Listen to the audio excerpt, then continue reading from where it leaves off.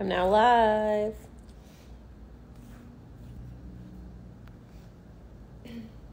Yves-Olivier. Hey, girl. Can I help you? Hello. Hello.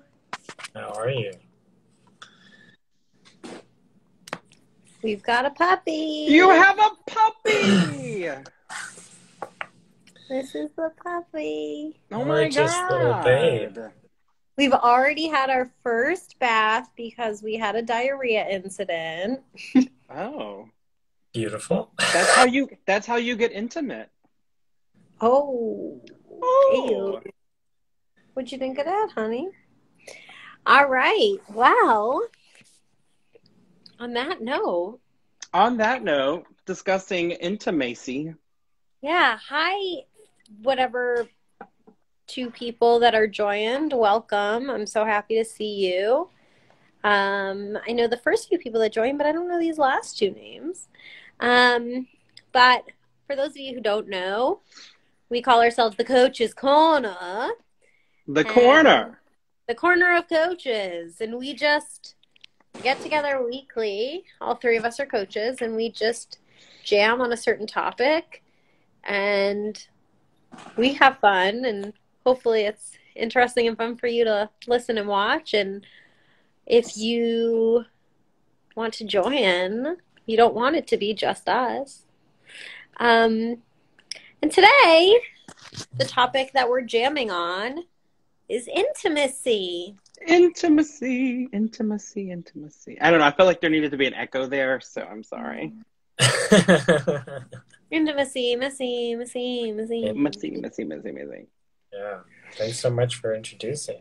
I'm Yves-Olivier. I'm also an ontologically trained coach. I'm excited to be having this intimacy conversation with you. Hey, and for those who don't know me, I'm Nick. I am also a coach as well. And I'm excited to be here, as always, with these two beautiful humans. So fun doing this. It is. So who wants to start this week? What is intimacy? Great place to start. Do you want to stab at it first? I realized as soon as the words left my mouth that it would be reflected back to me. So, yeah. Whoever smelt it, dealt it. I know. I've been thinking a lot about this today. Like what is intimacy and how I would define it and what it means for me personally, but also what it means for me as a coach. And we can, I think, dive into that a little bit too. But you both know I love language. And so, of course, I was looking at definitions because I think language is important. And also like the etymology, like where does the word come from? Like words, roots. Sometimes that is, and sometimes that's valuable. Sometimes it's not. Sometimes, that's my own stuff wanting to derive meaning from something else. But for this, if you look up various meanings of the word intimacy, like usually closeness or close, becoming close, is part of that. And in fact, intimacy comes from a Latin root that means to impress or to make familiar.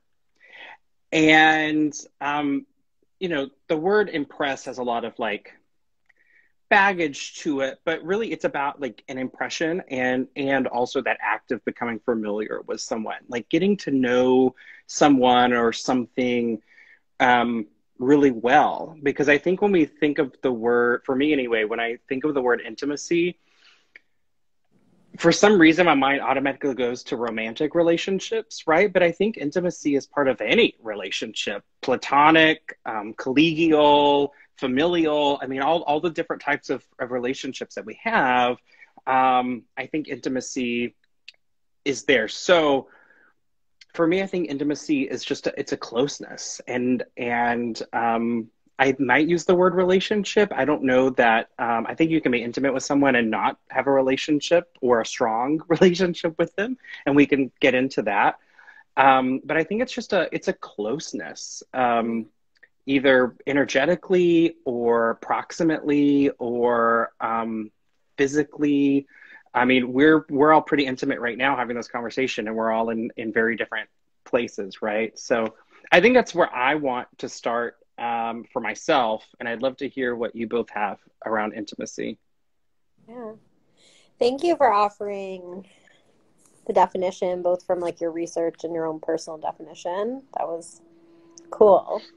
What I got from your share of your definition is that like intimacy, how you're defining it feels like it's like a certain state, like, you know, check a box, like we're intimate or we're not. And I'm not, you know, that's an oversimplification, but like, it's like, oh, we've made it, right? We're now intimate.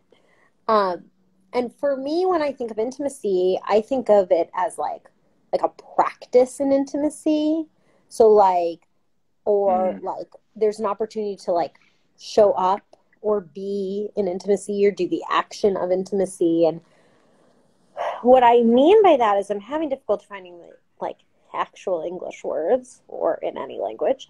But what I mean by that is like what I'm envisioning is like when I'm dropping into the idea of me being like truly intimate with someone, what I see is like, I think how I'm defining it is like the highest level of trust. Like what I physically like envision when I think of being intimate is like being like so honestly expressed, and like really like with the other person and trusting that like whatever comes from the conversation is okay. Like trusting that the other person can handle your full expression, trusting the situation that like you'll be safe in it. Like to me, when I think of being intimate, I think it goes hand in hand. I think it's the highest expression of trust. Yeah, thank you so much for bringing that. Yeah, I like considering it as like a different flavor of love. Like there can be love with intimacy and without intimacy. There's everything in between. And I love what you're saying. It's like the highest level of trust. And for me, it's kind of the most inner circle. And as I've been thinking about intimacy and preparing for this conversation, of course, I go to, okay, what are the things that block intimacy? And how do I want to, where are the ways that I want to increase intimacy? Or where do I want to practice intimacy more in my life? Yeah, and the things about what gets in the way of creating intimacy is all the stories, right? The voices and the doubts. And in spaces of real intimacy, I'm realizing that as a relationship style for me shows up as a pure attachment. Whereas it's hard for me to build intimacy when my fearful avoidant or my anxious preoccupied attachment styles are activated.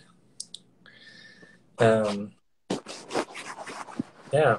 Where do y'all see blocks for yourselves in creating intimacy? Fear.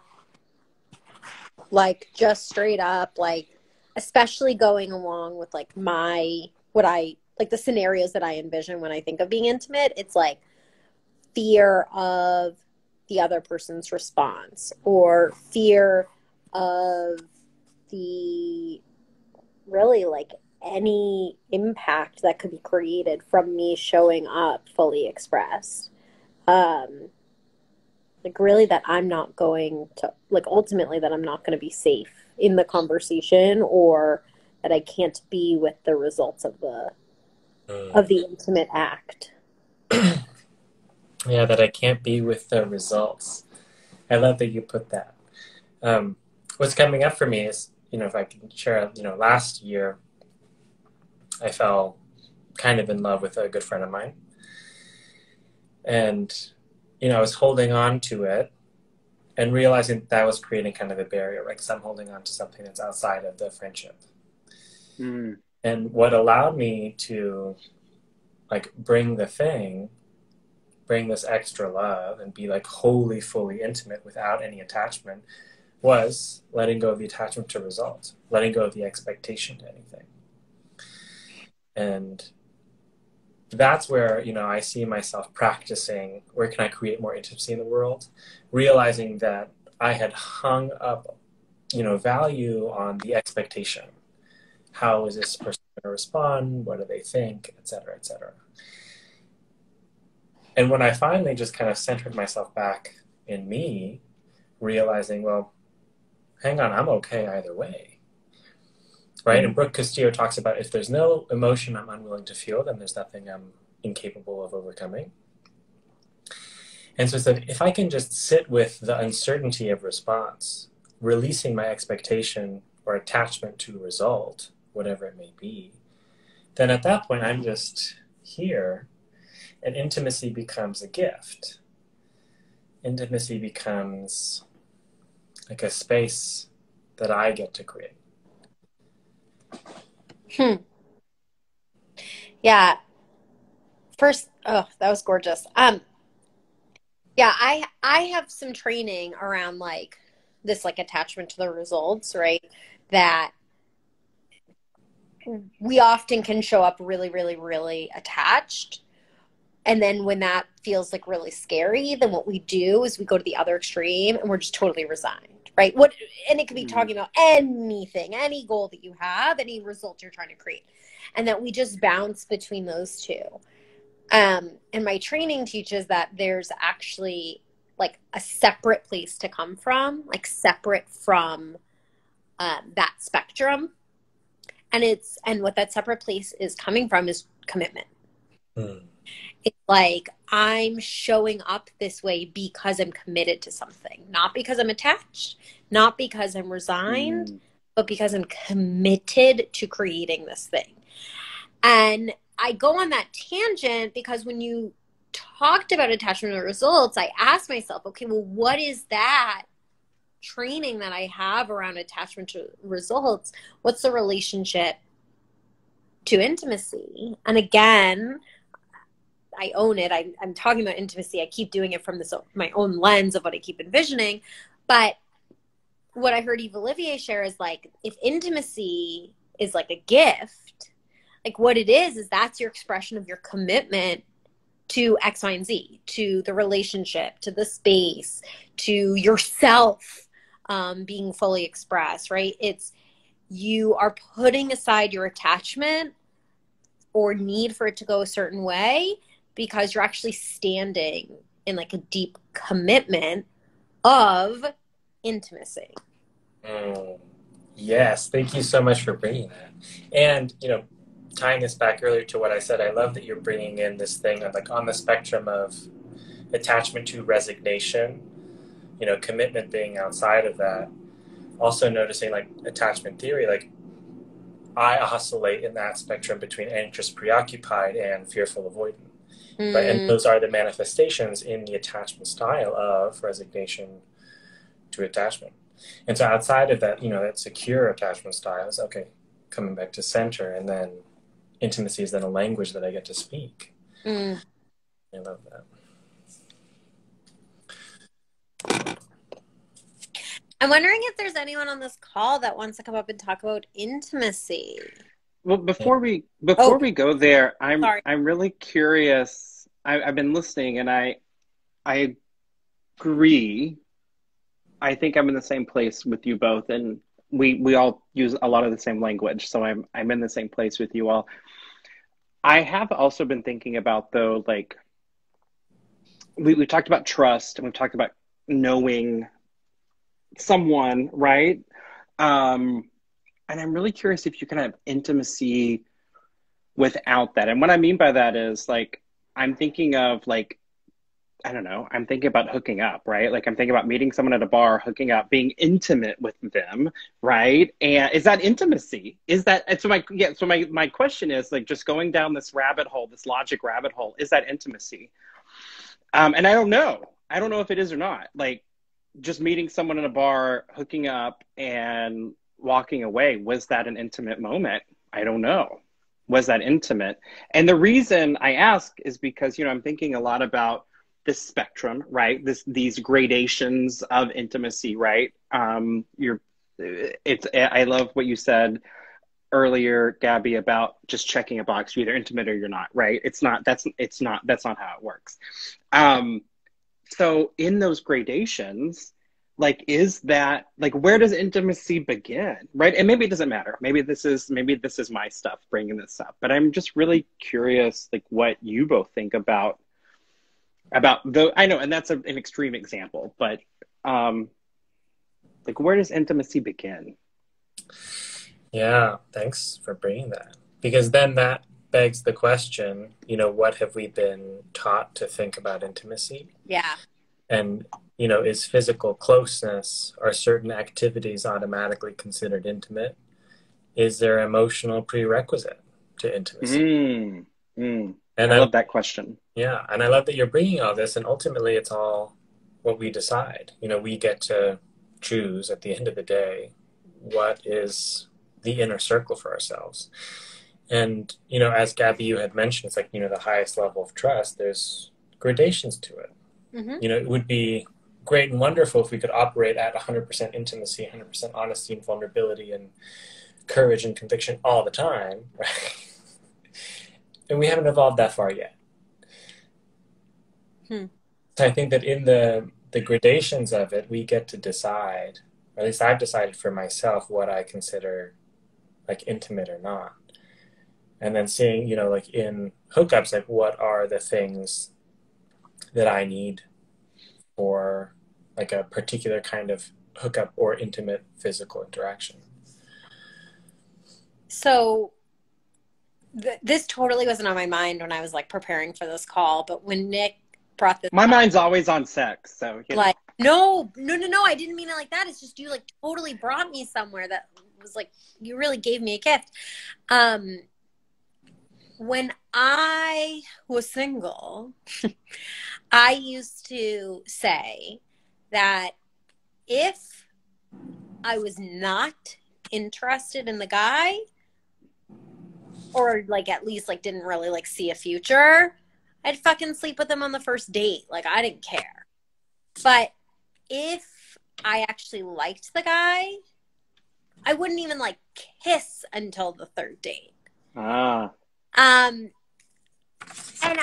I always talked about it and I laughed about it and I knew that it was like totally like my therapist could have had a field day in that. But what I'm getting as connected to this conversation is that, at least by my example, I'm not saying like globally, but at least by my example, then the physicality had nothing to do with the intimacy.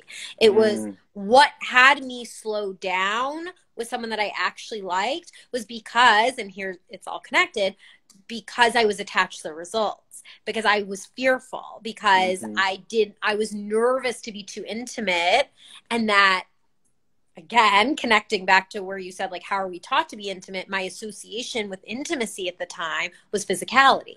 So let me slow down the physicality because I'm slowing down intimacy because I'm attached to results and I'm fearful I'm going to mess it up. And then with the guy I didn't care about, I was like, well, I'm getting it in. And that was actually like not an expression of intimacy. Wow. Wow. Thank you for that. Yeah, it's almost as if like in the garden of ourselves, right? There are certain pathways and certain sections of the garden, and we assign it all different meaning.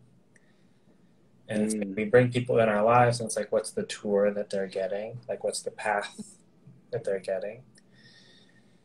And yeah, I've often found myself kind of in the same vein of like juggling. What point in building intimacy do you introduce physical intimacy? And also realizing in hindsight that the way I used to play love was, wanting so badly, but like to be loved and to be held, etc. Right? But to appear aloof, overcompensate in resignation, and then opening the garden and say, you know, you can walk wherever, it's cool. And then at that point, what ends up happening is that people determine for themselves what path they're going to take. Mm-hmm. If I'm not the one guiding them through what's intimate and what levels are okay and what's not okay, they're going to walk all over the flowers, you know? Well, and also you're not showing up expressed as your part in the relationship, as your part of the pathway. Yeah. Yeah, because then it's no longer a dance. It's just, oh, I'm a destination to visit at your leisure. Mm-hmm.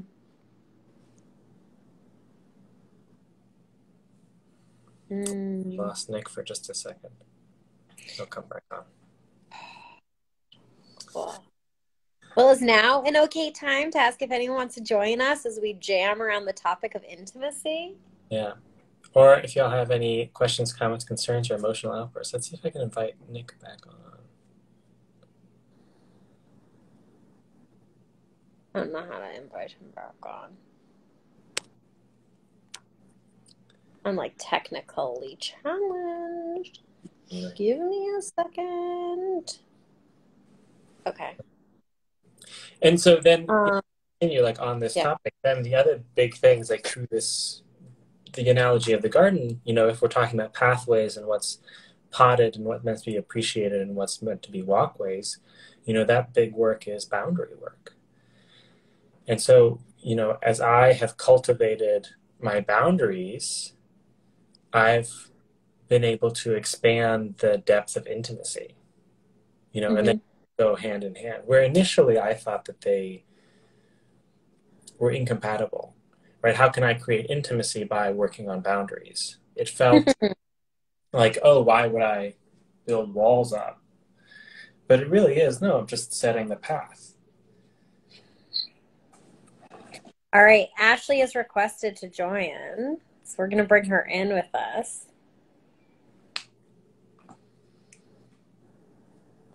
Oh, and Rachel wants to join us too. Give me a second. Going live. Going live. Hold on. Swish, you need to be quiet for just a little bit. Hi. Welcome. Yeah. Oh. Hi, both. We've got Ashley and Rachel with us. I think Rachel was on last week. Did I see her last week? I don't think I was here last week. No, I wasn't here. She was like, about y'all's styles. My style for the longest time was super anxious attachment style, because everything for me was always earned. It was always fearful. It was fleeting. And so when I started getting into the dating world, I just gave myself freely. I'm like, I don't know what to do. I don't know how to be securely attached. I don't know what to give of myself. And so I did find myself falling really fast, really hard. And it's only been through lots of counseling and lots of therapy where you finally realize, like, kind of like what you said, Gabby, when you finally find that person that you really like, it should be a challenge. It should be something that's worth waiting for, because you don't have to give it all at once, because the next day it's going to go away. And so that is how I was. And so, yeah, whenever you find somebody that you really like, you can take that time, because they're also not in a hurry. But it also takes finding somebody who's a different kind of attachment style as you. You know, I found that a lot of times in my dating, it would be another anxious with another anxious. And then it was like a flame, you know, gasoline on a charcoal. Like, it just was up in flames and then it died just as quickly. And so having somebody that total opposite, very secure attachment style has been incredibly helpful as well, because you kind of mirror a little bit of each other. So, and what's the thing that you feel practicing the most gets you to intimacy? Not throwing it all out there at once. Mm-hmm. So letting her earn it, letting her ask me things, letting her find intimacy with me in the challenge, or the questions or the date nights or just the curiosity of dating. So before it'd almost be like, I'm just going to throw every dart at you and hopefully you'll love it all. And now I got nothing left. And now you got to keep some of your cards in, and let her find it, which is fun for me now because I do, wait a little bit longer, and I do want her to be as equal a participant in my relationship, to get to know me, because then I become more secure knowing that she's taken the time to get to know me. I don't have to put it all out there. So for me, I find more intimacy in the curiosity of me.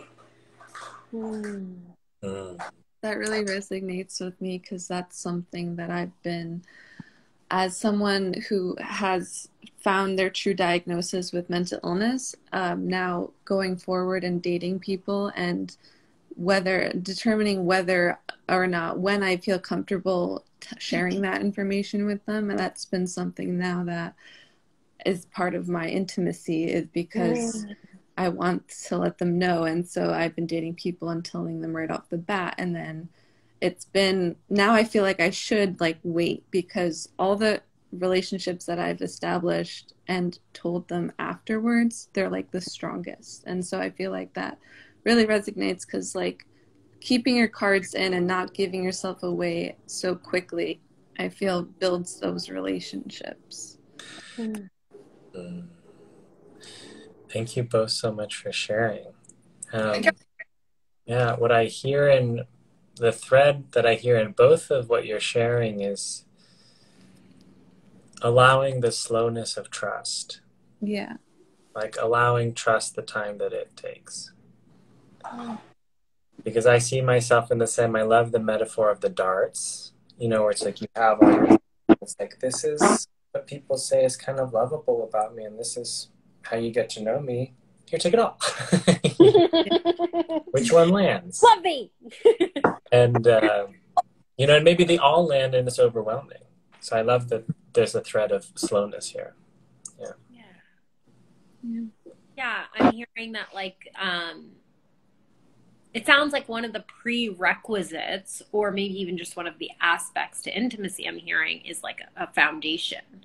So whether it's a foundation in the relationship or a foundation from commitment, what I'm getting is we're struggling to define intimacy, is that one aspect is it needs to have legs to stand on. Yeah.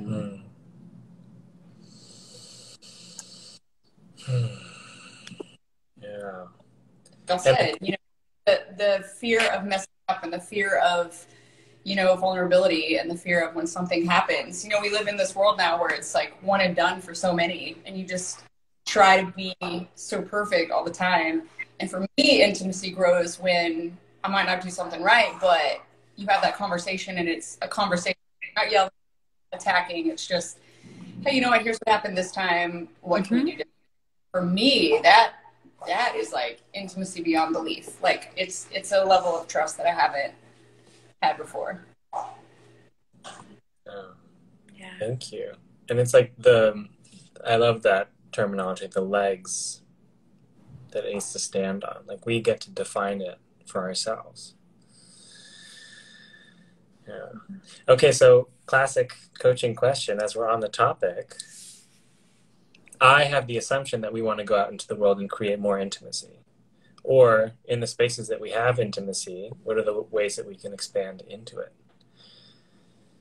So over the next couple of days, what are the ways that we want to practice that?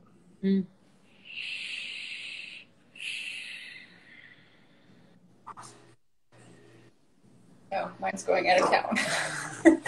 Going out of town. Well, that's going out of town. So I think true intimacy though is just allowing her that free space to be. I feel like a bond with somebody grows when it's not my old anxious attachment. What are you doing? Where are you going? What's happening? You just let them be, and then they're excited to share all the stuff that they do wherever they go. And so they're excited to share their life with you and grow with you more freedoms that you give them. Thanks so much. I'm gonna go, but it was really nice to be Yeah, thanks so much for joining, Rachel. So good to see you. here. Good to see you too. The way that I'd like to practice intimacy this week is, for those of you who don't know, I'm a volunteer on Andrew Yang's campaign for New York City mayor. And on Friday, I'm going to be at the polls, or 100 feet from the polls, and speaking to people. And I'm nervous because, like, I'm holding this belief. Let me try to add Nick one more time so that we can complete with him. I'm holding this belief that I'm not eloquent enough. I'm not educated enough.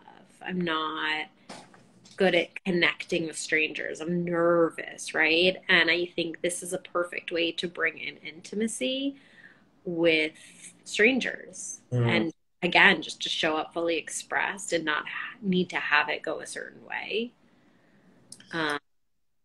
Yeah, so that's how I want to practice it this week. Thank you. For me,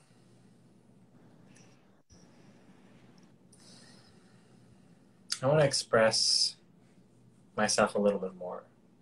I find that, those same thoughts run in my head, and I often stop myself from saying X, Y, or Z. Or I imagine, I'm caring for my boundaries, and then I also am anticipating other people's boundaries. And so that prevents me from, or I stop myself from engaging further. So this week I'm just going to practice opening up and then allowing people to come and go, along the path that I set, right? But I do have to invite them onto the path. I have to open the gates. Yeah. I know, I feel energetically we're coming to a completion, but I just have to put something in that I got something so much from what you said, which is I find that oftentimes we desire things to go a certain way, particularly in relationships. And I have it that it only takes one person to change a relationship. Like, we get to be responsible for how it goes. We get to show up. We get to show up differently, maybe than how it's been going. We get to maybe even be, vocal about, our likes or dislikes, our hopes or dreams. And so, in terms of in this desire to maybe take relationships more intimate, the first step is us showing up with more intimacy. That's us opening the door to the garden, is us showing up that way. Yeah. What a perfect place to land. What a place to land. Yeah. Thank you so much. Thanks to everybody who joined our conversation on intimacy. And thank you, Gabriella. And thank you, Nick. Thank you, Nick. We love you. Complete? Good night, everyone. Good Complete. night. Thanks, y'all.